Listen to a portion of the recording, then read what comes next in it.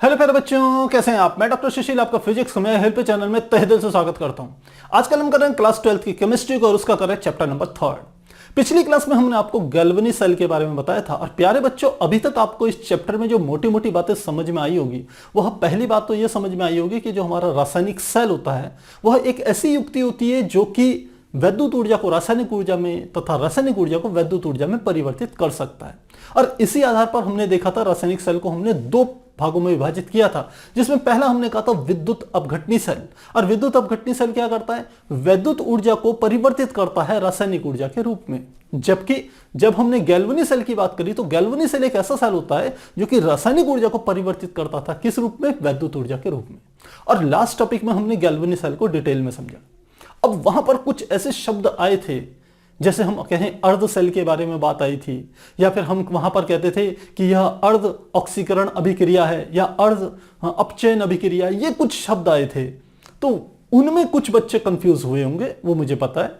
तो आज हम उन्हीं चीजों को आपको क्लियर करेंगे, क्योंकि जैसे जैसे आप इस चैप्टर में आगे की ओर बढ़ेंगे आपके काफी सारे कॉन्सेप्ट क्लियर होते जाएंगे। और इसका मूल कारण मैंने बताया था कि स्टार्टिंग से ही आपको इसलिए थोड़ी सी प्रॉब्लम होगी इस चैप्टर में, क्योंकि इस चैप्टर का पूरा बेस जो है क्लास 11th में है। और यदि आपको वो अच्छे से समझ में आया होगा तो इसमें तो कोई परेशानी नहीं हुई होगी। और यदि वहां पर थोड़ी सी आपकी कमी रह गई होगी तो वह इस चैप्टर में धीरे धीरे करके आपकी क्लियर होगी। 100% क्लियर तो जरूर होगी, पर थोड़ा धीरे धीरे होगी, आपको थोड़ा पेशेंस रखना पड़ेगा।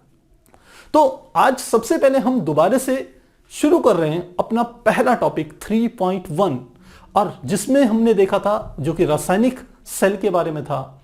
और उस रासायनिक सेल की हमने वहां पर आपको परिभाषा भी दे दी थी, उसके दो प्रकार भी बता दी थी।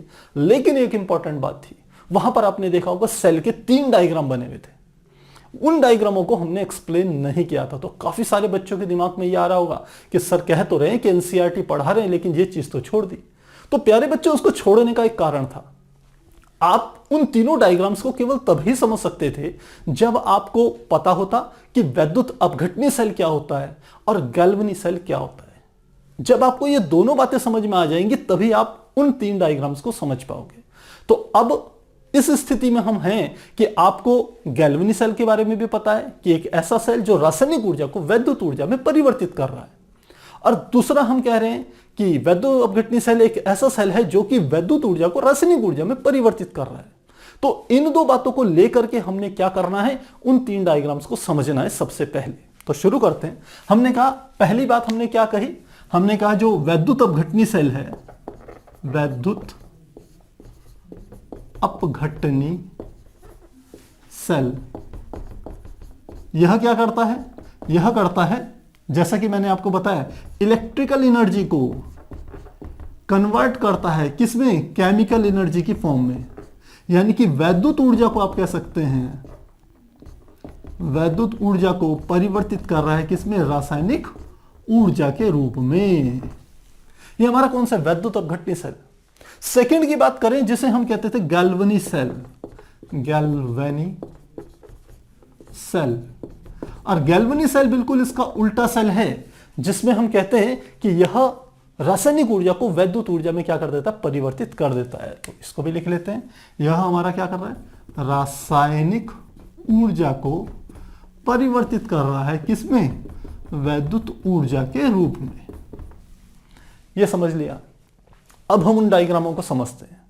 सबसे पहले मैं यहां पर एक गैल्वेनी सेल बना रहा हूं। गैल्वेनी सेल बिल्कुल वही डेनियल सेल लेंगे। डेनियल सेल में क्या था? हमने देखा था कि आपने एक जिंक की रॉड रखनी है जो कि उसी, हम कह सकते हैं विलयन में, उसी मेटल के विलयन में डुबोनी है। यानी कि जिंक को जिंक सल्फेट में डुबा देना है, और दूसरी तरफ कॉपर की रॉड लेंगे जिसको हम कॉपर सल्फेट के विलयन में डुबाएंगे। तो इससे क्या होता है? एक डेनियल सेल जो कि एक गैल्वेनी सेल होता है उसका निर्माण होता है। तो सबसे पहले वह बना लेते हैं। तो हमने इस प्रकार से बनाया, यह हमने बनाया। अब इसको 2 पार्ट्स में डिवाइड कर रहे हैं, जैसे हमने वहां पर करा था उसी तरीके से इसको करते हैं। यह हमारे क्या होगी? पहले यह जो रॉड है, ये मान लेते हैं हमारी किसकी रॉड हो गई? ये कॉपर की रॉड हो गई। और इधर की और दूसरा जो बना रहे हैं, यहां पर बना रहे हैं हम ये हमारी किसकी रॉड है? ये हमारी है जिंक की रॉड। और यह जो सॉल्यूशन है, इधर का जो ये सॉल्यूशन है, ये हमारा सॉल्यूशन कौन सा है? जिंक सल्फेट का, जिसे हम कहते थे ZnSO4। ये है जिंक सल्फेट का। और यहां पर जो सॉल्यूशन है, ये वाला सॉल्यूशन हम ले रहे हैं, ये हमारा कॉपर सल्फेट का सॉल्यूशन है। बिल्कुल पहले वाला डायग्राम बना रहे हैं। यदि आपको पहले का पता है तो वो आप आसानी से कर सकते हैं। और अब आपको पता होगा इसमें हम क्या क्या करते हैं। इसमें करा क्या जाता है, क्योंकि ये हम बना रहे हैं एक डेनियल सेल, जो कि एक गैल्वेनी सेल होता है। गैल्वेनी सेल देखिए कौन कौन से होते हैं। हम अपने जीवन में सामान्यतः जितने सेलों का प्रयोग कर रहे हैं, मैक्सिमम सारे डेनियल सेल ही हैं। आप घरों में चाहे आपकी बैटरी हो, और चाहे आपके कारों में जो बैटरियाँ यूज़ कर रहे हो, आप मोटरसाइकिलों में जो बैटरीज यूज़ हो रही है, जो गाड़ी से बैटरी से चलने वाली जितनी भी गाड़ियाँ, उन सब में हम क्या करते हैं कि इस जो हमारा गैल्वेनी सेल है उसी का उपयोग करते हैं, जिसमें हम रासायनिक ऊर्जा को कन्वर्ट करते हैं किसके रूप में? वैद्युत ऊर्जा के रूप में। और यहां पर भी हम कह सकते हैं ये दो टाइप्स के होते हैं, एक चार्जेबल होता है, एक नॉन चार्जेबल होता है। तो हम घरों में जो अपने इन्वर्टर में यूज करते हैं वो हमारी चार्जेबल बैटरियां होती हैं, और बहुत सी ऐसी होती हैं जो यूज एंड थ्रो होती है। जैसे आपके पेंसिल सेल आते हैं, वो पेंसिल सेल क्या होते हैं? यूज एंड थ्रो होते हैं। एक बार उपयोग करा उसके बाद वो वेस्ट हो जाते हैं, उन्हें फेंक देते हैं, वो चार्ज नहीं हो पाते। जबकि मोबाइल में जो बैटरियां यूज हो रही है वो हमारी चार्जेबल सेल है। तो हमने कहा ये जिंक है, ये कॉपर है, जिंक को जिंक सल्फेट के विलयन में और कॉपर को कॉपर सल्फेट के विलयन में ही मिलाया, डुबोया जाता है। और तब ये हमारा, इसको यदि आपस में इस प्रकार से यदि मैं जोड़ दूं, और बीच में हम क्या लगा लेते हैं? एक वोल्टमीटर लगा लेते हैं। इनके बीच में कितनी वोल्टेज डेवलप हो रही है, क्योंकि यदि एक सेल है तो सेल का अर्थ है कि निश्चित रूप से कोई ना कोई एक विद्युत वाहक बल उत्पन्न जरूर होगा। तो उसको नापने के लिए हमने क्या लगा दिया? एक वोल्टमीटर लगा दिया। अब आगे क्या करना है? आपने यहां से एक, हम कह सकते हैं कि एक एक्स्ट्रा बैटरी हमने ली। यहां से हमने क्या करी? इस तरीके से यहां पर हम जोड़ देते हैं। यहां पर हमारी एक रिहोस्टेट के साथ हमने क्या कर दी? एक बैटरी जोड़ दी। अब जब बैटरी को जोड़ेंगे तो हमेशा इसके अपोजिट हिसाब से जोड़ेंगे। यदि इन सेलों की हम बात करें तो आपको पता हो यहां पर हमारा क्या होती थी? अपचयन की क्रिया होती थी। इसलिए इस वाले सिरे को, इसको हम नाम दे देते कैथोड। क्यों कैथोड कहते थे? क्योंकि कैथोड वहां हम कह सकते हैं इलेक्ट्रोड होता है सेल का, जहां पर अपचयन की क्रिया होती है। और यह स्पष्ट रूप से हमने देखा था किसमें? गैल्वेनिक सेल में। तो यह हमारा क्या है? कैथोड। और कैथोड में कैसी क्रिया हो रही है? ये अपचयन की क्रिया होती है। और दूसरी तरफ हम देखें तो ये हमारा क्या है? जो जिंक की प्लेट है ये हमारा होता है एनोड। और यहां पर हमारी किसकी क्रिया हो रही है? यहां पर हमारी ऑक्सीकरण की क्रिया हो रही है। ऑक्सीकरण। तो जहां ऑक्सीकरण की क्रिया होती है जिस इलेक्ट्रोड पर, उसे हम कहते हैं एनोड। और जहां पर अपचयन की क्रिया होती है उसे हम कहते हैं कैथोड। अपचयन में बता चुका हूं, जहां पर इलेक्ट्रॉनों को ग्रहण किया जाता है उस क्रिया को कहते हैं अपचयन, और जहां पर इलेक्ट्रॉनों का त्याग किया जाता है उसे हम कहते हैं ऑक्सीकरण। इस प्लेट में जिंक में, इस जिंक की रॉड से जिंक के जो परमाणु हैं वह 2 इलेक्ट्रॉनों का त्याग करते हैं रॉड के अंदर, और क्या कर देते हैं कि इस विलयन में प्रवेश कर जाते हैं आयन बन के Zn+ के रूप में। तो यहां पर इलेक्ट्रॉनों का त्याग होता है, इसलिए ऑक्सीकरण की क्रिया, इसलिए इस इलेक्ट्रोड को हम ऑक्सीकरण कहते हैं। यहां ऑक्सीकरण की क्रिया हो रही है इसलिए इसको एनोड कहा जाता है। जबकि यहां पर हम देखते हैं कि कॉपर सल्फेट के विलयन में कॉपर और सल्फेट के दोनों के अलग अलग आयन होते हैं। जहां पर कॉपर का जो आयन होता है वह इस प्लेट, इस जो हमारी कॉपर की प्लेट है, इलेक्ट्रोड है, इसकी तरफ आता है और यहां 2 इलेक्ट्रॉनों को ग्रहण करता है। और उसके बाद क्या हो जाता है? हम कह सकते हैं क्योंकि इलेक्ट्रॉनों को ग्रहण कर रहा है, रिसीव कर रहा है, तो इसलिए इस विक्रिया को क्या कहते हैं? अपचयन की क्रिया। इसलिए ये क्या है? कैथोड है। तो मुझे लगता है ये आपको बात समझ में आ गई होगी, इसमें कोई भी परेशानी नहीं होगी। तो इसको आपने, हमने कहा वोल्टमीटर नाम दिया। अब हमने कहा ये कैथोड है, और कैथोड में कैसा आवेश होता है और एनोड में कैसा आवेश होता है, इसके लिए काफी सारे बच्चे कंफ्यूज कर जाते हैं। तो मैं यहां पर आपको एक फॉर्मूला बता रहा हूं जो कि गैल्वेनी सेल के लिए स्पेशल ध्यान रखेगा। गैल्वेनी सेल के लिए, गैल्वेनी सेल के लिए इसको कहते हैं हम लोन, LOAN। क्योंकि गैल्वेनी सेल का एक नियम है बनाने का प्यारे बच्चों। वो नियम यह है कि आपको हमेशा इधर की तरफ, जो आपकी राइट हैंड साइड है, उधर की ओर हमेशा आपको कैथोड ही बनाना है और लेफ्ट हैंड साइड में आपको हमेशा एनोड ही बनाना है। तो अब लेफ्ट हैंड साइड में एनोड तो है, लेकिन वो एनोड क्या होगा, वहां ऑक्सीकरण की क्रिया होगी, वो पॉजिटिव होगा, नेगेटिव होगा, इन सब बातों की हमें जो जानकारी मिलती है आप इससे समझ सकते हैं। क्योंकि काफी बार आप कंफ्यूज होंगे, आप देखना कभी एग्जाम में फंस जाओगे इस पॉइंट पे। तो क्योंकि ये गैल्वेनी सेल के लिए, इसलिए मैं आगे एक और लेटर लगा लेता हूं जी, क्योंकि ये केवल गैल्वेनी में यूज होगा प्यारे बच्चों, ये इलेक्ट्रोलाइटिक सेल में यूज नहीं होगा। इसलिए इस लोन वर्ड के आगे मैंने जी लोन कर दिया, इसको गैल्वेनी सेल के लिए जो लॉ है। अब समझिए एल का अर्थ क्या है। एल का मतलब है लेफ्ट, लेफ्ट मतलब बाईं तरफ। ओ यानी कि ऑक्सीकरण, ऑक्सीकरण, ऑक्सीडेशन, ऑक्सीकरण। ए का अर्थ क्या है, एनोड। और एन का अर्थ क्या है, नेगेटिव। क्योंकि अभी तक आपके दिमाग में हमेशा ये पिक्चर थी कि जो एनोड होता है वो धनात्मक होता है, लेकिन मैंने आपको इस चैप्टर के स्टार्टिंग में ये बात समझा दी थी कि प्यारे बच्चों यहां पर इस बात को भूल जाना कि एनोड हमेशा धनात्मक होता है। बस ध्यान रखना, जहां पर ऑक्सीकरण होगा वो एनोड होगा, जहां पर अपचयन होगा वो कैथोड होगा। अब वही चीज यहां पर आ रही है, देखिए। तो इन सब चीजों में देखिए, तो गैल्वेनी सेल, ये मेरा गैल्वेनी सेल है, इसकी लेफ्ट साइड कौन सी है, ये वाली साइड। इसमें क्या होता है, लेफ्ट साइड में ऑक्सीकरण होता है, मैंने कहा ऑक्सीकरण हो रहा है। तो ऑक्सीकरण हो रहा है तो ये क्या है, एनोड है, तो मैंने लिख दिया ये वाला क्या है, एनोड है।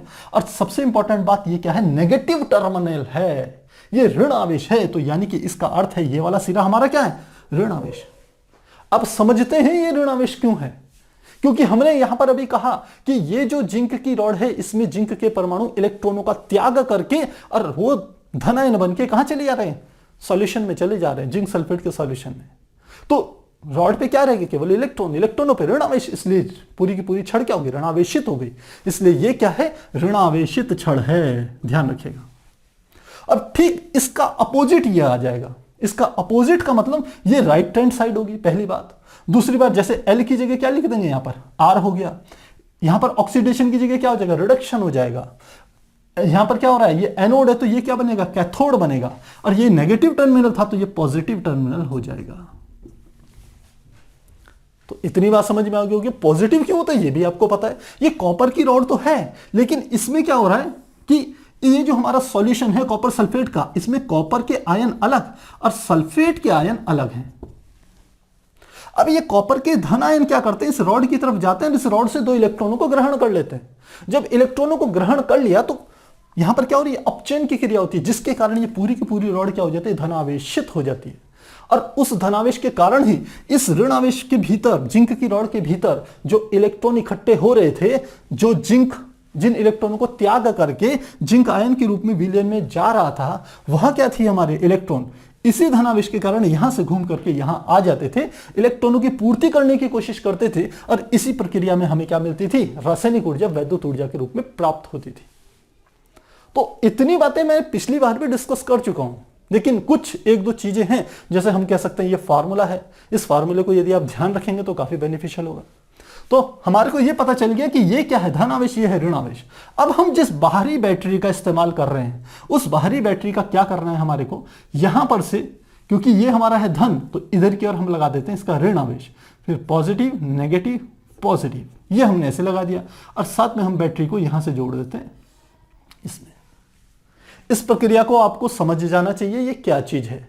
ये हमारी एक एक्स्ट्रा बैटरी है, और जो मैंने जिगजैग करके ये बनाया है, ये एक रिहोस्टेट है, जिसे कहते हैं विभव नियंत्रक कह देते हैं। यानी कि वो, इसका काम यह है कि यह इस बैटरी से आने वाली वोल्टेज को क्या कर सकता है, कंट्रोल कर सकता है। जैसे आपके घरों में पंखों के रेगुलेटर होते हैं, आप जैसे जैसे घुमाते हैं वैसे वैसे पंखे की स्पीड बढ़ती है। तो ठीक वही चीज यहां पर है। ये ऐसा इनपुट है कि इन दोनों पॉइंटों के बीच में इसको आगे पीछे खिसका करके हम वोल्टेज को परिवर्तित कर सकते हैं। कौन सी वोल्टेज, ध्यान रखिएगा, जो ये बाहरी बैटरी से हमें प्राप्त हो रही है। बाहर की बैटरी कौन सी है, ये वाली। तो इससे भी क्या होगी, एक विद्युत धारा उत्पन्न होगी। अब ये हमारी इनिशियल कंडीशन थी, और इनिशियल कंडीशन में क्या था, अब इन दोनों सॉल्यूशन की भी बात कर लेते हैं। मैंने कहा कि ये सॉल्यूशन कुछ इस प्रकार से हैं कि इसमें जिंक सल्फेट के सॉल्यूशन में जो जिंक की मात्रा है, Zn जो है, उसकी जो सांद्रता है, कंसंट्रेशन जो है विलयन की, वो है 1 मोल। 1 मोल समझते हो आप? यानी कि मैं कहूं कि इस जिंक सल्फेट की विलयन की जो सांद्रता है वो 1 मोल है। हमने पिछली क्लास में डिस्कस किया था, पिछले चैप्टर में, कि मोलरता क्या होती है। मोलरता होती है कि किसी भी, हम कह सकते हैं कि तत्व के जो 1 लीटर के विलयन में मोलों की जो संख्या होती है वह हमारी क्या कहलाती है, उसकी मोलरता कहलाती है। यानी कि 1 मोल यदि होनी चाहिए, और 1 मोल का अर्थ आप जानते ही हैं, वहां पर हमारा क्या नियम आ जाता है, 1 मोल जो संख्या होती है वो हमारी आवागाद्रो संख्या के बराबर होती है। तो इस वाले विलयन में, जिंक सल्फेट के विलयन में, जिंक की जो हम कह सकते हैं सांद्रता है वो 1 मोल है। 1 लीटर विलयन में जिंक के मोलों की संख्या 1 मोल है, ये अर्थ हुआ इसका। ठीक इसी प्रकार से कॉपर सल्फेट के विलयन में भी जो कॉपर के आयन की जो सांद्रता है, Cu की जो सांद्रता है, वो कितनी है, 1 मोल। यानी कि इसका भी 1 लीटर विलयन लूं तो उसमें कॉपर के आयनों की जो संख्या होगी वो 1 मोल के बराबर होगी। तो हम कहते हैं ये दोनों विलयन क्या हैं, 1-1 मोलरता के हैं। और जब कभी ऐसा होता है तो इन दोनों विभवों के बीच में जो पोटेंशियल डेवलप होता है, जो वोल्टेज डेवलप होती है, वो हम कहते हैं 1.1 वोल्ट के बराबर होती है। तो क्या मेरी बात आपको समझ में आ गई? फिर से एक बार बता रहा हूं कि ये 1.1 वोल्ट कैसे आया। हमने स्टैंडर्ड कंडीशन ली कि इस जिंक सल्फेट के विलयन में जो जिंक की सांद्रता है वो 1 मोल है। यानी कि 1 मोल जिंक के मोलों की जो संख्या है वो 1 मोल है। कितने विलयन में, 1 लीटर विलयन में। ठीक इसी प्रकार यहां पर कॉपर के आयनों की जो संख्या है वो 1 मोल है। कितने, 1 लीटर कॉपर के ये जो विलयन है कॉपर सल्फेट का, उसमें। तो ये बात मुझे लगता है वो आपको समझ में आ गई होगी। इस कारण से इन दोनों के दोनों इलेक्ट्रोडों के बीच में, कैथोड और एनोड के बीच में जो वोल्टेज डेवलप हुई वो 1.1 वोल्ट है। अब पहली पिक्चर हमारी जो एनसीईआरटी में दी हुई है उसमें ये कहता है कि ये जो एक्सटर्नल हमने वोल्टेज लगा रखी है, इस एक्सटर्नल वोल्टेज को इन्होंने क्या नाम दिया है, ये लिखा है ई वाई। इसको लिख लेते हैं, इसका मान क्या है, इसको नाम दिया ई वाई। वह मतलब बाहर से जो हमने सेल लगा रहे हैं उसकी ईएमएफ, विद्युत वाहक बल, इलेक्ट्रोमोटिव फोर्स, इसका मान कितना है, हम कह सकते हैं ये हमारा क्या है, पहली कंडीशन में यहां पर हम ले रहे हैं, यहां पर लिख लेते हैं, पहली कंडीशन में ये क्या है, जो ई वाई है उसका मान कम है, किससे, इस वाले से। अभी इसके लिए भी देख लेते हैं क्या है हमारा साइन इसने लगा रखा, ये है 1.1 वोल्ट ही ले रहे हैं, इसका मान है 1.1 वोल्ट, 1 वोल्ट। ये पहला डायग्राम ये है। अब समझिए कि यदि इसी डायग्राम को मैं एक बार और बनाता हूं, तो अब रनिंग में बना रहा हूं, बेसिक चीजें मैंने आपको यहां पर बता दी है। तो कैसे बना रहा हूं, मैंने ये डायग्राम बना दिया, यहां हमने क्या लगा दी, जिंक की रॉड लगा दी, यहाँ पर हमने किसकी रॉड लगा दी, ये हमारी कॉपर की रॉड होगी, ये हमारी जिंक की है, ये हमारी कॉपर की है, ये ZnSO4 का सॉल्यूशन है, ये CuSO4 का सॉल्यूशन है, और ये हमने इस प्रकार से इसको बना दिया।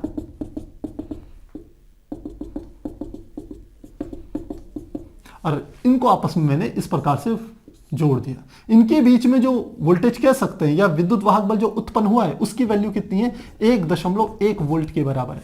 और साथ में मैंने कहा इसको मैंने कनेक्ट किससे करा है, सेकंड कंडीशन में मैंने इसको कनेक्ट किया है एक बाह्य सेल से, बाहर के सेल से इसे कनेक्ट कर दिया। तो इसको इस प्रकार से मैंने, ये हमने इस प्रकार से सेल बनाया, आप देख सकते हैं, ये पॉजिटिव नेगेटिव पॉजिटिव नेगेटिव, और यहां से इसको जोड़ दिया। ए इसका मान कितना है, इसको हमने कह दिया ई वाई है, इसका मान ई वाई। तो ध्यान रखिएगा ये जो बड़ा लाइन होती है ये बैटरी के धन सिरे को, छोटी लाइन बैटरी के ऋण सिरे को प्रदर्शित करती है। तो ये हमारा इस प्रकार से था। इस सेकंड कंडीशन में देखते हैं, पहली स्थिति में, पहली स्थिति ये वाली है, इसमें ई वाई 1.1 वोल्ट से क्या है, कम है। बाहर से जो वोल्टेज लगा रहे हैं इस सेल से, वह इस सेल की जो वोल्टेज है 1.1 वोल्ट उससे कम है। ऐसी स्थिति में क्या होगा, समझिए, यह सामान्यतः एक गैल्वनी सेल की भांति ही व्यवहार करेगा। यह पूरा इंस्ट्रूमेंट किसकी तरह व्यवहार करेगा, गैल्वनी सेल की तरह। क्यों, क्योंकि यहां पर इंटरनल वोल्टेज का मान ज्यादा है और एक्सटर्नल वोल्टेज का ई वाई का मान क्या है, कम। तो गैल्वेनी सेल की तरह काम करेगा। सेकंड केस में अब गैल्वेनी सेल क्या करेगा, देखिए जिंक यहां से अंदर जाएगा सॉल्यूशन में, जिसके कारण ये प्लेट क्या होगी, ऋणात्मक, और ये वाली प्लेट हमारी क्या होगी, धनात्मक, क्योंकि यहां से क्या होता है, कॉपर इस प्लेट की तरफ अट्रैक्ट होता है, और अट्रैक्ट होगा तो क्या होगा, कॉपर यहां पर क्या होगा, जमा होगा, और जमा होगा तो हमने कहा था वो इलेक्ट्रॉनों को ग्रहण करेगा, जिसके कारण ये प्लेट क्या हो जाएगी, धनात्मक हो जाएगी। तो ये प्रोसेस क्या चलता है, पहली वाली स्थिति में चलता है कि यहां से जिंक बाहर है, यहां से कॉपर अंदर। समझ में आ गई बात। दूसरी स्थिति मैंने ये वाली डायग्राम बना दिया, ये मेरा सेकंड डायग्राम है जो एनसीईआरटी में बना हुआ है। इस स्थिति में हमने क्या लिया, सेकंड केस में जो इस डायग्राम से रिलेटेड है, ये है ई वाई बराबर हो गया 1.1 वोल्ट के। अब ई वाई 1.1 वोल्ट के बराबर का क्या अर्थ हुआ, आप यहां पर यदि साइन देखेंगे तो ये धन सिरा किससे जुड़ा हुआ है, माइनस से। ये पॉजिटिव टर्मिनल है देखिए, और ये हमारा कौन सा है, ये है एनोड। एनोड क्या है, ऋणावेशित, और ये वाला सिरा क्या है, ऋणावेशित, और ये किससे जुड़ा हुआ है, कॉपर से, जो कि क्या है, धनावेशित। तो जो हमने बाहर से बैटरी लगा रखी है उसके अपोजिट टर्मिनल लगा रखे हैं। बैटरी हमारा जो गैल्वेनी सेल है, इस गैल्वेनी सेल के धन सिरे से बाहर की बैटरी का ऋण सिरा जोड़ा हुआ है, और गैल्वेनी सेल के ऋण सिरे से बाहर की बैटरी का धन सिरा जोड़ा हुआ है, जिसके कारण यहां से जो धारा बह रही है इस सेल से बहने वाली धारा एक दूसरे के विपरीत है, अपोजिट है। जब जिस धारा का मान ज्यादा होगा वो सेल उसी की भांति व्यवहार करेगा, उसी से प्रभावित होगा, यह ध्यान रखिए। तो इस केस में क्या होगा, क्योंकि ई वाई 1.1 वोल्ट के बराबर हो गया, तो अब यहां पर आपको समझना है, पहले प्रोसेस में क्या हो रहा था, जिंक यहां से निकल के सॉल्यूशन में जा रहा था और यहां इलेक्ट्रॉनों को त्याग रहा था। जब यह स्थिति आएगी तो अब जिंक सॉल्यूशन में जाना बंद कर देगा, जिंक का आयन जो है वो इस विलेन में, जिंक सल्फेट के विलेन में जाना बंद कर देगा, यह प्रोसेस रुक जाएगा।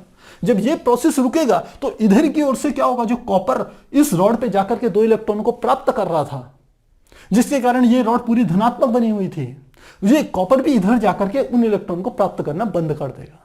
और जब ये दोनों क्रियाएं होंगी तो इस परिपथ में धारा नहीं बहेगी।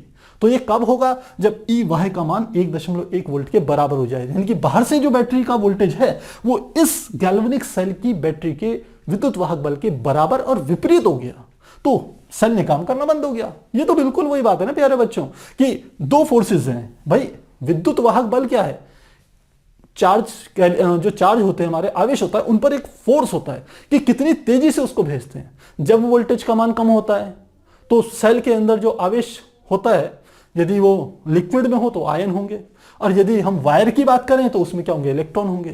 तो जो भी आवेश वाहक हो, चाहे वो आयन हो चाहे इलेक्ट्रॉन हो, जब उन पे बल लगेगा कम तो वो धीरे धीरे चलेंगे आराम आराम से। यदि उसमें विद्युत वाहक बल का मान बढ़ा दिया जाए, जैसे मैं कहता हूं 12 वोल्ट की बैटरी लगा दूं, तो 6 वोल्ट की बैटरी से ज्यादा है, तो उसमें जो आवेश वाहक होंगे वो तेजी से जाएंगे। और यदि और ज्यादा वोल्टेज बढ़ा दूं तो वो कितने हो जाएंगे, हम कह सकते हैं, मान लो मैंने 100 वोल्ट, 200 वोल्ट, 220 वोल्ट कर दी जो घर पे आती है, तो वहां पर आवेश वाहक तेजी से रन करेंगे।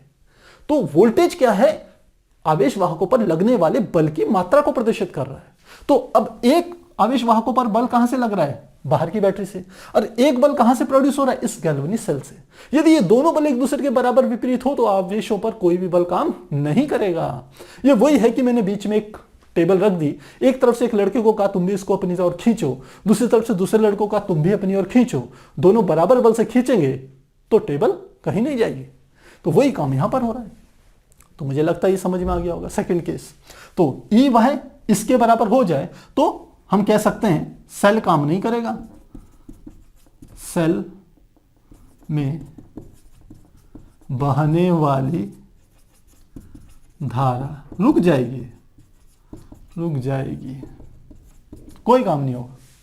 थर्ड केस लें। अब थर्ड केस में हमने क्या कहा कि थर्ड केस यदि मैं ऐसा लूं कि सब चीजें यही हैं, सब चीजें प्यारे बच्चों यही हैं, लेकिन क्या कहा मैंने, जो ई वाई है उसका मान बढ़ा दिया 1.1 वोल्ट से, यानी कि बाहर से जो बैटरी हमने जोड़ी है उसके द्वारा जो विद्युत वाहक बल लगाया जा रहा है उसका मान ज्यादा है, किससे, इस गैल्वेनिक सेल से उत्पन्न होने वाले विद्युत वाहक बल से।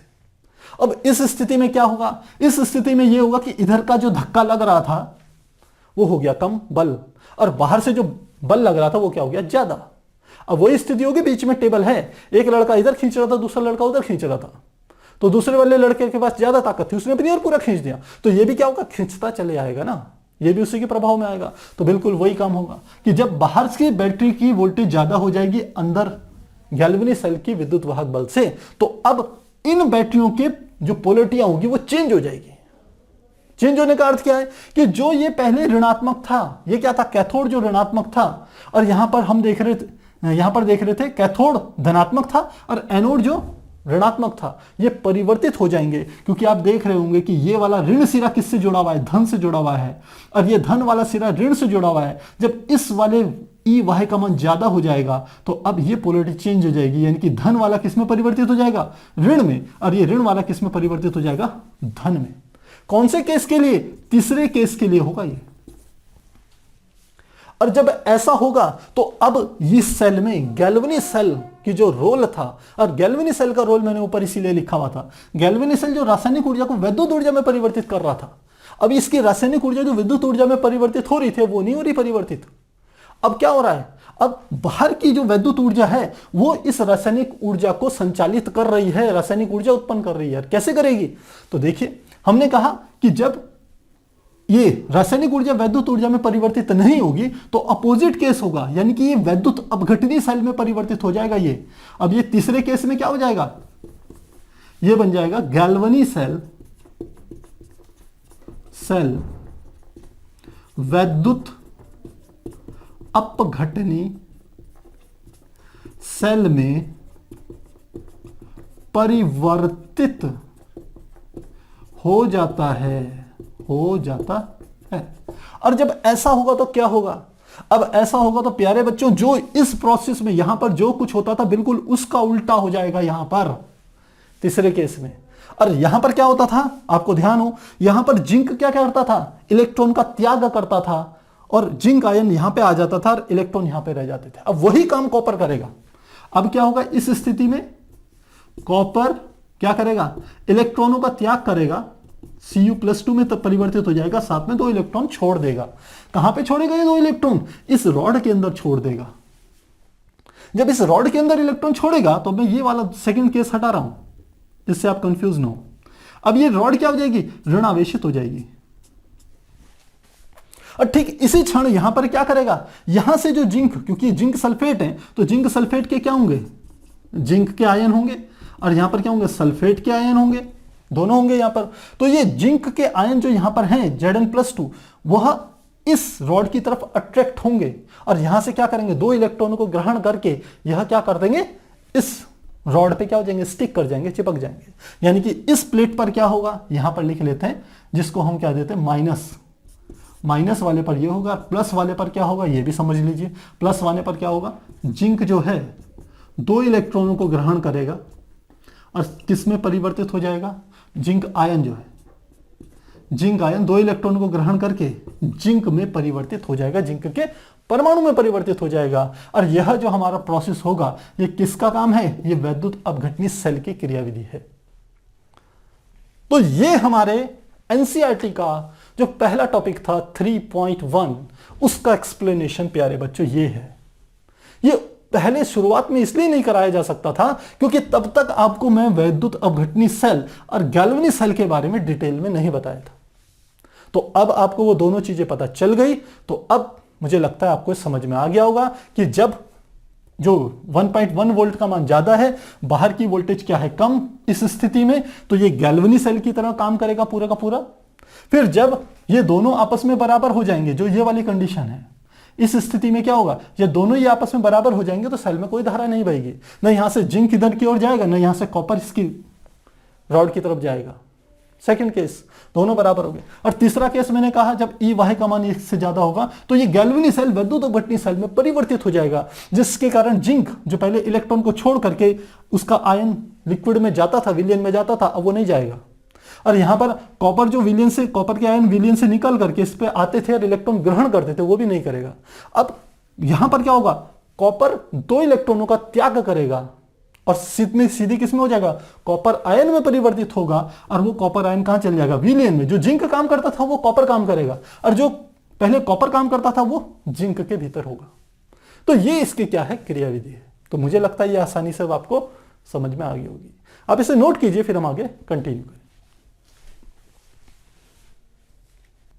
प्यारे बच्चों, अभी हमने यह समझा कि किस प्रकार से हम एक एक्स्ट्रा बैटरी को लगा करके एक गैल्वेनिक सेल को एक इलेक्ट्रोलाइटिक सेल में यानी कि एक वैद्युत अपघट्य सेल में परिवर्तित कर सकते हैं।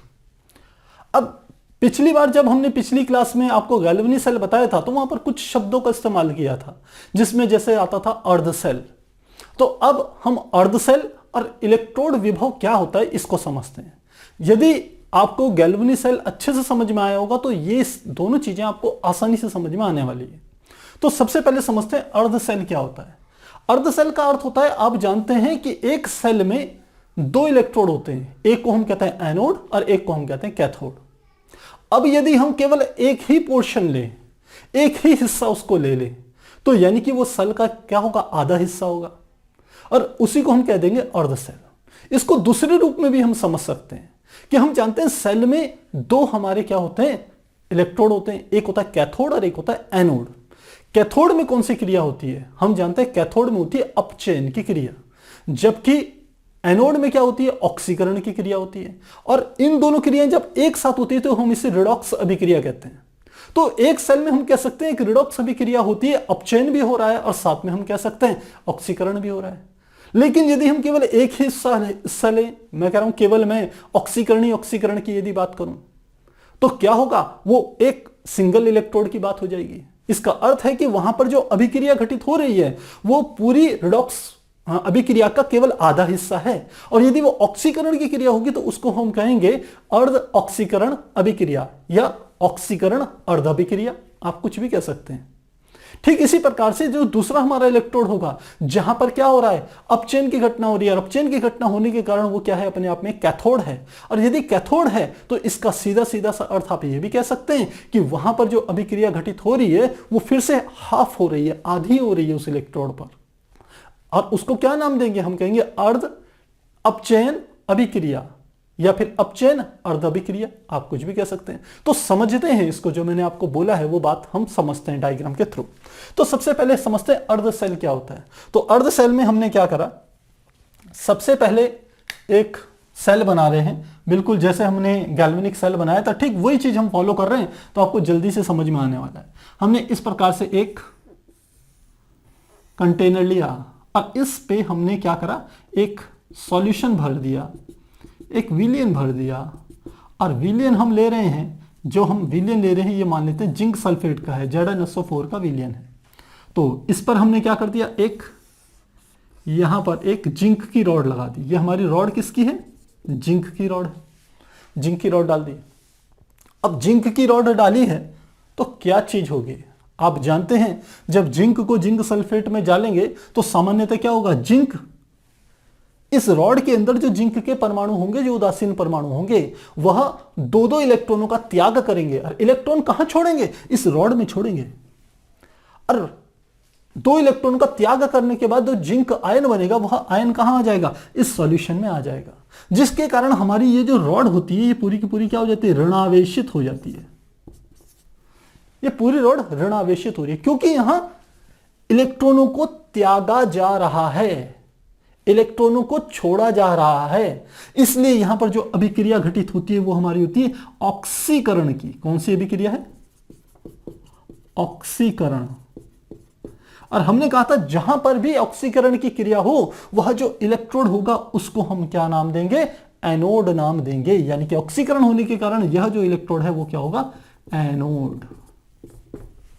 तो मुझे लगता है ये सब बातें आपको समझ में आ गई होगी कि हमने एक कंटेनर लिया, उसमें जिंक सल्फेट का सॉल्यूशन लिया, उसमें जिंक की रॉड डाल दी, तो सामान्यतः क्या होगा, जिंक के जो परमाणु रॉड के अंदर होंगे वह क्या करेंगे, त्यागेंगे किसको, इलेक्ट्रॉनों को, और इलेक्ट्रॉन कहां रहेंगे, इस रॉड के अंदर रहेंगे, जबकि जिंक के आयन इस विलियन में आ जाएंगे।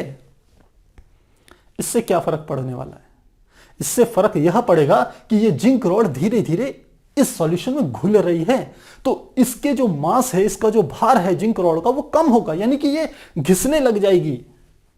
ये अभिक्रिया क्या होगी, यहां पर घटित होगी। अब चूंकि यह जो हमारा हिस्सा है ये एक केवल एक एनोड है केवल, और हम सेल में जानते हैं हमारे पास दो इलेक्ट्रोड होते हैं, एक एनोड और एक कैथोड। ये केवल आधा हिस्सा है, और यहां पर एक संपूर्ण सेल में जो रिडॉक्स रिएक्शन होती है, रिडॉक्स रिएक्शन का या रिडॉक्स अभिक्रिया का अर्थ है जहां पर ऑक्सीकरण और अपचयन की दोनों क्रियाएं साथ साथ हो, लेकिन यहां पर अपचयन की क्रिया नहीं हो रही है, यहां पर केवल ऑक्सीकरण की क्रिया हो रही है। और ऑक्सीकरण की क्रिया क्या है यह भी बता देते हैं। हमने कहा ऑक्सीकरण की क्रिया क्या है, जो जिंक है वो परिवर्तित हो रहा है जिंक आयन में और साथ में 2 इलेक्ट्रॉन त्याग रहा है, इसलिए यह अभिक्रिया क्या है, ऑक्सीकरण की अभिक्रिया है। और इस अभिक्रिया को हम जो नाम देते हैं उसे कहते हैं अर्ध ऑक्सीकरण अभिक्रिया, अर्ध ऑक्सीकरण अभिक्रिया, यह हमने इसको नाम दे दिया। तो मुझे लगता है यह बात समझ में आ गई होगी। ये तो बिल्कुल गैल्वेनिक सेल से ही चल रही है, लगातार एक ही बात रिपीट कर रहे हैं तो आसानी से समझ में आ गई होगी। तो यहां पर क्या क्या चीजें हमें पता चली, इस बात को भी समझिए। पहली बात तो यहां पर यह पता चली कि यहां पर क्या घटना घटित होती है, ऑक्सीकरण की। दूसरी हमें क्या पता चला, हमको यह पता चला कि जिंक के भार में कमी आ रही है, जिंक रॉड के, जिंक की छड़ के भार में कमी आती है, दूसरी बात। तीसरी बात क्या इंपॉर्टेंट बात है प्यारे बच्चों, यह समझिए। इस वाले जिंक से जब लगातार जिंक के आयन यहां जाएंगे तो शुरुआत में क्या था, यह जिंक सल्फेट 2 हिस्सों में बटा था, एक बटा था जिंक आयन में और एक बटा था सल्फेट आयन में। तो एक जिंक का यौगिक कह लीजिए, एक जिंक आयन में और एक सल्फेट आयन में बट गया, तो इसका अर्थ है इन दोनों की संख्या आपस में बराबर रही होगी ना। जब तक इस जिंक रॉड से जिंक विलयन में नहीं आए थे जिंक के आयन, तब तक इन दोनों की संख्या इस विलयन में बराबर रही, यानी कि संतुलित हो गए। इन दोनों का ये जो विलयन था ये उदासीन है, जितने धनावेश हैं उतने ही ऋणावेश हैं, तो विलयन उदासीन है। लेकिन जब इस जिंक रॉड से यहां पर आना शुरू हुआ तो ये जिंक रॉड तो क्या होगी, ऋणावेशित, ये छड़ होगी ऋणावेशित, और यह वाला सॉल्यूशन हमारा क्या हो गया, धनावेशित हो जाता है। मेरी बात समझिएगा, हमने कहा क्योंकि जिंक से आयन लगातार इस सॉल्यूशन में आ रहे हैं, जिसके कारण ये जिंक की रॉड में क्योंकि इलेक्ट्रॉन छोड़ रहा है लगातार जिंक, तो छड़ हो गई ऋणावेशित और ये सॉल्यूशन क्या हो गया, धनावेशित। अब यहां पर खुद ही देखिए, क्या यहां पर एक विभव उत्पन्न नहीं हो जाएगा? क्योंकि विभव कैसे उत्पन्न होता है, विभव उत्पन्न होने का एक तरीका है, यदि धन आवेश और ऋण आवेश एक दूसरे से बिल्कुल पास पास आ जाएं, इनमें सेपरेशन हो जाए, एक तरफ सारे धन आवेश चले जाएं, एक तरफ सारे ऋण आवेश चले जाएं, तो ऐसी स्थिति में हम कहते हैं वहां पर एक विभव उत्पन्न हो जाता है। ऐसा कहां देखा होगा आपने फिजिक्स में? फिजिक्स में आपने देखा है, यदि आप कैपेसिटर को ध्यान करें तो कैपेसिटर क्या होती है हमारी, यही तो होती है, 2 प्लेटें हमने ले ली, एक प्लेट ये और एक प्लेट ले, इन दोनों को एक दूसरे से अल्प दूरी पर रख दिया, एक प्लेट पर हम धनावेश लगा देते हैं, एक प्लेट पर ऋण आवेश होता है, इनके बीच में बहुत माइन्यूट से हल्की सी सूक्ष्म जगह होती है, और इसको हम कह देते हैं यह क्या है, हमारा कैपेसिटर। तो कैपेसिटर में क्या होता है, एक विभव उत्पन्न हो जाता है। यह अपने अंदर आवेश को संचित रख करके अल्प दूरी पर रहने के कारण प्लेटें क्या होती है, एक सेल की भांति व्यवहार करने लग जाती हैं, और इसके अंदर एक वैद्युत क्षेत्र डेवलप होता है जो कि धन से ऋण की तरफ चलता है, यह एक इलेक्ट्रिक फील्ड डेवलप हो जाता है। तो इसका अर्थ है यहां पर एक विभव उत्पन्न हो गया। तो क्या यहां पर विभव उत्पन्न नहीं होगा, कैसे होगा ये भी समझिए। ये पूरी रोड क्या होगी, ऋणावेशित, ये भी ऋणावेशित, ये भी ऋणावेशित। अब ये सॉल्यूशन क्या हो गया, धनावेशित हो गया। तो धनावेशित हो गया तो क्या हुआ, धनावेशित होने के कारण ये धनावेश कौन सा इस सॉल्यूशन में दूर दूर भागेगा। यदि ये छड़ ऋणावेशित है और इस सॉल्यूशन के अंदर, विलयन के अंदर यदि धन आवेश हैं, जो कि किसके रूप में है, जो कि हम कह सकते हैं जिंक के आयन के रूप में है, तो वो सारे जिंक के आयन यहां पर ही तो इकट्ठे हो जाएंगे। ये धनावेश, ये पॉजिटिव, ये पॉजिटिव, ये यहां पर पॉजिटिव, ये सब धन आयन यहां इकट्ठे हो गए, इधर की ओर सब इकट्ठे हो गए। तो बीच में ऋण आयन, किनारे किनारे सारे धन आयन इकट्ठे हो गए। तो बिल्कुल यही सिचुएशन तो आ गई है। यदि ये सिचुएशन आ गई तो ये एक धन हो गया, एक ऋण हो गया, तो इनके बीच में एक विभव उत्पन्न हो जाता है। क्योंकि ये एक सिंगल इलेक्ट्रोड है, इसलिए इसके द्वारा जो विभव उत्पन्न होता है उसे हम कहते हैं इलेक्ट्रोड विभव। क्या मेरी बात समझ में आ रही है आप लोगों को? बिल्कुल ध्यान दीजिएगा तो आसानी से समझ में आएगी। तो मैंने कहा इस सिंगल एक इलेक्ट्रोड में भी एक इलेक्ट्रोड विभव होगा। इसका वो कैसे उत्पन्न होगा, मैंने आपको प्रक्रिया बता दी है। तो यहां पर क्या लिखेंगे, जिंक छड़ के भार में कमी हो जाती है तथा कहते हैं एक इलेक्ट्रोड विभव उत्पन्न हो जाता है, उत्पन्न हो जाता है। हो गया। तो अब हमने कहा ये जो इलेक्ट्रोड जो उत्पन्न हुआ होगा उस इलेक्ट्रोड का मान क्या होगा, क्योंकि ये एनोड पर उत्पन्न हो रहा है। तो हम कहेंगे इलेक्ट्रोड को यदि मैं उस विभव को ई से रिप्रेजेंट करूं, और ये कहां उत्पन्न हो रहा है, एनोड पर उत्पन्न हो रहा है, तो इसको मैं लिख सकता हूं ई एनोड। ये विभव उत्पन्न हो गया। और इसको मैं एक और तरीके से लिख सकता हूं, क्योंकि ये एनोड इसलिए है क्योंकि यहां ऑक्सीकरण की क्रिया हो रही है। तो यहां पर जो ये विभव उत्पन्न हुआ है वह किसके कारण है, ऑक्सीकारक या ऑक्सीकरण विभव है ये। यानी कि मैं इसी चीज को क्या लिख सकता हूं, ई ऑक्सीकरण विभव, इसके कारण उत्पन्न हो रहा है। ये दोनों चीजें एक ही हैं, चाहे आप इसे ये बोलिए या लिख लेता हूं बीच में, कहीं आप कंफ्यूज ना हो जाओ। आप इसे ई एनोड कहिए या ऑक्सीकरण विभव कहिए। और ये ई एनोड क्या है, इलेक्ट्रोड विभव है। किसका, यदि एनोड है तो एनोड का, यदि कैथोड होता तो कैथोड का। तो क्या बातें बताई, इस जगह पर ऑक्सीकरण होता है, यहां पर जिंक के भार में कमी होती है, जिंक के छड़ के भार में, यहां पर एक इलेक्ट्रोड विभव उत्पन्न हो जाता है। क्लियर बात हो गई। अब हम चलते हैं इसके पैरेलल और अपनी दूसरी घटना देखते हैं, जो कि हम कह सकते हैं कैथोड में क्या होता होगा। इसको मिटा रहे हैं। हमने कहा कैथोड बनाएं, तो बिल्कुल पहले वाला डायग्राम है, हमने इस तरीके से बना दिया इसको। यहां पर हमने कहा ये एक सॉल्यूशन ले लिया, सॉल्यूशन भी बिल्कुल पहले वाला ले रहे हैं जिससे आपको क्लियर हो जाए।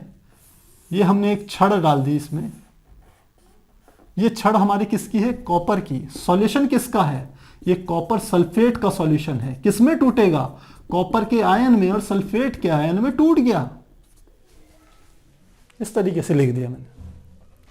तो अब यहां पर क्या क्रिया होती है आप जानते हैं। यहां पर क्या होता है कि जो कॉपर के आयन होते हैं वो यहां से निकल के जाते हैं इस रॉड की तरफ, और रॉड में पहुंचते हैं ये वाले धन आयन। और रॉड क्या है हमारी, कॉपर की है, एक धातु है। धातु का व्यवहार क्या, धातु का व्यवहार वह कि जो स्वतः ही इलेक्ट्रॉनों का त्याग करके धन आयनों में परिवर्तित होने की हम कह सकें क्षमता रखती है, कोशिश करती है, ऐसा उसे हम क्या कह देते हैं, धातुएं कहते हैं। तो कॉपर एक धातु है, तो ये क्या करेगी, इलेक्ट्रॉनों का त्याग करेगी अपने भीतर। जब इलेक्ट्रॉनों का त्याग करेगी तो यहां पर थोड़े से इलेक्ट्रॉन इकट्ठे होंगे, ये कॉपर क्या होंगे, इस तरफ अट्रैक्ट होंगे, क्योंकि इस विलयन में क्या है, कॉपर के आयन और सल्फेट के आयन है ना। तो कॉपर के आयन यहां से Cu+2 के आयन इस छड़ की तरफ जाते हैं, और इस छड़ की तरफ जाकर के क्या होता है, Cu+2 दो इलेक्ट्रॉनों को ग्रहण करते हैं और साथ में किस में परिवर्तित हो जाते हैं, कॉपर में परिवर्तित हो गया। यानी कि कॉपर का आयन विलयन में जो कॉपर का आयन था वह धीरे धीरे क्या हो रहा है, छड़ की तरफ जा रहा है और कॉपर में परिवर्तित हो रहा है।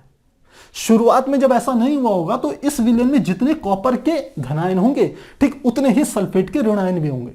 तो शुरू में ये हमारा विलयन क्या रहा होगा, उदासीन रहा होगा, यानी कि जितने धनायन उतने ऋणायन। लेकिन जब यह प्रक्रिया शुरू हो गई तो धीरे धीरे कॉपर के आयन कॉपर के परमाणु में परिवर्तित होते चले गए, यानी कि इस विलयन में कॉपर के आयनों की संख्या घट गई और सल्फेट के आयनों की संख्या बढ़ गई, जिसके कारण यह विलयन क्या हो गया, यह विलयन हो गया हमारा ऋणावेशित। और यह छड़ कैसी हो जाएगी, क्योंकि छड़ के सारे इलेक्ट्रॉन तो क्या कर लिए, इस कॉपर ने ग्रहण कर लिए। तो छड़ कैसी होगी, छड़ हो गई हमारी धनावेशित। छड़ कैसी हो गई, इससे बना लेते हैं। ये छड़ हमारी होगी धनावेशित। ये छड़ हमारी धनावेशित होगी। अब एक बात और समझने की है प्यारे बच्चों, यहां पर से जिंक बाहर निकल रहा था तो जिंक की छड़ के भार में कमी हो रही थी, लेकिन यहां कॉपर इस विलयन से निकल के इस पे चिपक रहा है, जिसके कारण कॉपर की छड़ के भार में वृद्धि होगी। तो पहली ऑब्जर्वेशन क्या है, कॉपर की छड़ के भार में वृद्धि, पहली बात। दूसरा हमने कहा था इसमें ऑक्सीकरण हो रहा था, तो यहां पर क्या हो रहा है, अपचयन हो रहा है, क्योंकि कॉपर क्या कर रहा है, इलेक्ट्रॉनों को ग्रहण कर रहा है, तो यहां पर क्या हो रहा है, अपचयन। और अपचयन जहां होता है उस जगह को हम क्या कह देते हैं, कैथोड। छड़ कैसी आवेशित है, धनावेशित है छड़, लेकिन है कैथोड, क्योंकि एक गैल्वेनिक सेल की हम बात कर रहे हैं अभी तक। तो कॉपर की छड़ में भार में वृद्धि हो गई, इसको दूसरा मान लेते हैं और पहला लिख लेते हैं। यहां पर क्या हो रहा है, अपचयन। जैसा हमने यहां लिया था, यहां ऑक्सीकरण हो रहा है, वहां अपचयन। यहां जिंक के छड़ के भार में कमी हो रही है, वहां कॉपर के छड़ के भार में वृद्धि हो रही है। ये एक इलेक्ट्रोड विभव उत्पन्न हो जाता है, तो यहां पर भी एक इलेक्ट्रोड विभव उत्पन्न होगा। क्यों होगा, वही पहले वाला प्रोसेस। छड़ तो क्या होगी, धनावेशित। और ये विलयन कैसा हो गया, क्योंकि इससे कॉपर के आयन चले गए तो कॉपर के आयन की विलयन में कमी हो गई, जिसके कारण सल्फेट के आयन जो होंगे उनकी अधिकता हो जाएगी, वो ज्यादा संख्या में रहेंगे, जिसके कारण विलयन क्या हो गया, ये विलयन, ये हमारा हो गया ऋणावेशित। और ये छड़ क्या होगी हमारी, ये वाली, ये धनावेशित, ये है धनावेशित, जिसके कारण इन दोनों के बीच में एक विभव उत्पन्न हो जाएगा। तो इस इलेक्ट्रोड पर भी, जो कि कैथोड है, यहां पर भी एक इलेक्ट्रोड विभव उत्पन्न हो जाता है, जैसे यहां पर हुआ। तो यहां पर भी लिखते हैं तीसरे में, एक इलेक्ट्रोड विभव उत्पन्न हो जाता है। समझ में आ गई बात। अब बात आई यहां, तो ये ई एनोड इसे कहते थे या ई ऑक्सीकरण विभव कहते थे, तो इसे क्या कहेंगे, इसे कहेंगे ई, हम कहेंगे वो हमारा होता था एनोड, इसे कहेंगे ई कैथोड या ई अपचयन विभव, ये नाम दे देंगे। तो कोई समस्या तो नहीं है। अब आपके दिमाग में जरूर एक बात जरूर आ रही होगी, यदि आप इसे ध्यान से देख रहे होंगे, कि सर ऐसा क्या कारण है कि यहां से जिंक बाहर निकल रहा है और यहां पर जिंक के भार में कमी हो रही है, यार यहां उल्टा क्यों हो रहा है भाई, यहां पर कॉपर छड़ से बाहर क्यों नहीं आ रहा है, यहां कॉपर के भार में कमी क्यों नहीं हो रही है। तो अब इस मूल प्रश्न में चलते हैं, और इसकी खास बात क्या है कि यहां पर दो प्रकार के दाब काम करते हैं। अब प्यारे बच्चों, यहां पर एक अलग ही, हम कह सकते हैं, इस पे एक अलग प्रकार से एक्सप्लेनेशन देने की मैं कोशिश कर रहा हूं। होता क्या है कि इन विलयनों के अंदर दो प्रकार के दाब काम करते हैं। पहला दाब, जिसे हम कहते हैं विलयन दाब, जिसे हम कहते हैं सॉल्यूशन प्रेशर, एसपी से प्रदर्शित कर रहा हूं। और दूसरा जो हमारा दाब होता है, जिसे हम कहते हैं परासरण दाब, जिसे इंग्लिश में कहता है ऑस्मेटिक प्रेशर। ये परासरण दाब तो हमने पिछले चैप्टर में विलयन में ही पढ़ा था, परासरण क्या होता है, वहां पर काफी डिटेल में इसको एक्सप्लेन किया गया है। तो ये दो दाब लगते हैं किसी भी विलयन में। जब कोई एक ऐसा इलेक्ट्रोड, एक छड़ डुबाई जाती है, तो वहां पर ये दो दाब काम करते हैं। अब समझिए कि जब किसी छड़ से, जो हम कह सकते हैं परमाणु हैं, वो इलेक्ट्रॉन को त्याग करके विलयन में आते हैं, तो इसका अर्थ है वहां पर जो विलयन दाब है, जिसको हम एसपी से प्रदर्शित कर रहा हूं, इसका मान बड़ा होता है ऑस्मेटिक प्रेशर यानी कि परासरण दाब से। इस जगह पर क्या होगा, विलयन दाब का मान ज्यादा होता है परासरण दाब से, जिसके कारण इस छड़ से जो इलेक्ट्रॉन है वो छड़ में रह जाते हैं जब वो परमाणु त्यागता है, और जो आयन है, जिंक का आयन है, वो यहां पर आ जाता है। तो किसके कारण, क्योंकि विलयन दाब का मान ज्यादा परासरण दाब से। इस वाले में क्या होता है, इसमें उल्टा केस होता है। इसमें क्या होता है कि जो ऑस्मेटिक प्रेशर होता है यानी कि परासरण दाब होता है, उसका मान ज्यादा होता है सॉल्यूशन प्रेशर से यानी कि विलयन दाब से, जिसके कारण यहां पर कॉपर के जो आयन होते हैं वो विलयन से निकल करके कहां जाते हैं, वह जाते हैं छड़ की तरफ। तो यदि ये बात आपको समझ में आती है, तो आपको ये बात अब समझ में आ गई होगी कि क्या कारण है कि एक में जिंक बाहर निकल रहा है, दूसरे में कॉपर अंदर जा रहा है। एक के भार में कमी हो रही है, दूसरे के भार में वृद्धि हो रही है। तो मैंने यहां इसको इस प्रकार से आपको समझाने की कोशिश करी। तो अब इतनी बात समझ में आ गई। अब यहां पर हमको क्या क्या पता चल गया, हमने कहा अर्ध सेल क्यों कहा इसको, क्योंकि इसमें एक सिंगल इलेक्ट्रोड है, और एक जो सेल होता है वो दो इलेक्ट्रोडों से मिलकर के बना है। क्योंकि यहां पर सिंगल इलेक्ट्रोड है, इसलिए हम कहते हैं इसको अर्ध सेल। ठीक इसी प्रकार से ये भी एक अर्ध सेल है। जब ये दोनों आपस में मिलेंगे, जैसे कि हम गैल्वेनिक सेल में मिलाते थे, तब ये एक संपूर्ण सेल का निर्माण करते हैं। अब संपूर्ण सेल का जो विद्युत वाहक बल होगा वो क्या होगा। आप जानते हैं हम लिख रहे हैं चूंकि संपूर्ण सेल का विद्युत वाहक बल, जिसे मैं ई सेल से प्रदर्शित कर रहा हूं, यदि इन दोनों को आपस में जोड़ूं तो ई सेल का मान होना चाहिए ई, जिसको हम यहां पर कह रहे हैं, हमने यहां पर ये लिया है ई ऑक्सीकरण विभव, ई ऑक्सीकरण विभव प्लस ई अपचयन विभव, अपचयन विभव, इसके योग के बराबर होना चाहिए। पर आपके दिमाग में बात आ रही होगी कि सर पिछली क्लास में आपने बताया था जो ई सेल होता है वह बराबर होता है ई कैथोड माइनस ई एनोड। बिल्कुल सही बात है, हमने ऐसे ही कहा था, वहां बताया था। और यह भी कोई अलग चीज नहीं है प्यारे बच्चों, ये बिल्कुल वही चीज है। कैसे है अब इसको समझिए। जब मैं कोई यहां पर एक छड़ लगा रहा हूं तो जो इसका ऑक्सीकरण विभव होगा वह हमेशा बराबर और विपरीत होता है इसके अपचयन विभव के। तो किसी भी धातु की छड़ के लिए जो ऑक्सीकरण विभव का मान होगा वह हमेशा उसके अपचयन विभव का हमेशा परिमाण में बराबर होगा, लेकिन निशान में क्या होगा, विपरीत होगा। तो मैंने क्या कहा, हम यहां पर लिख रहे हैं ई ऑक्सीकरण विभव बराबर होगा माइनस ई, उसी सेल की बात कर रहे हैं, उसी सेल के लिए अपचयन विभव के बराबर होगा। अब जब हम सेल की बात करते हैं, अब पुराने समय में क्या होता था कि हम क्या करते थे, सेलों के ऑक्सीकरण विभव अलग निकालते थे, अपचयन विभव अलग निकालते थे, फिर उसको इस रूप में रखो, फिर उसमें फार्मूला लगाओ कि ई ऑक्सीकरण विभव बराबर माइनस ई अपचयन विभव के बराबर होगा। तो वहां क्या होता था, ये ऑक्सीकरण अपचयन में कंफ्यूजन होता था। बाद में यूपीएससी ने एक नियम निकाला, उसने कहा भाई ऑक्सीकरण छोड़ दो, केवल सेल में एक चीज नापी जाएगी और वह क्या होगी, अपचयन विभव। और जो अपचयन विभव होगा वह क्या होना चाहिए, टोटल सेल का हम निकालेंगे तो कैसे निकालेंगे, फॉर्मूला तो ऐसे ही होगा। लेकिन अब इसको अपचयन विभव में परिवर्तित करने के लिए आपको ये फॉर्मूला थोड़ा सा लगा दीजिए कि ई ऑक्सीकरण विभव बराबर माइनस ई अपचयन विभव के बराबर होगा। और ये किसका है, ऑक्सीकरण विभव किसका, ऑक्सीकरण विभव किसका, एनोड का, एनोड का। ये अपचयन विभव किसका निकालेंगे, एनोड का। यहां अपचयन विभव किसका, यहां पर हम क्या कह रहे हैं, कैथोड का। ये हो गया ना।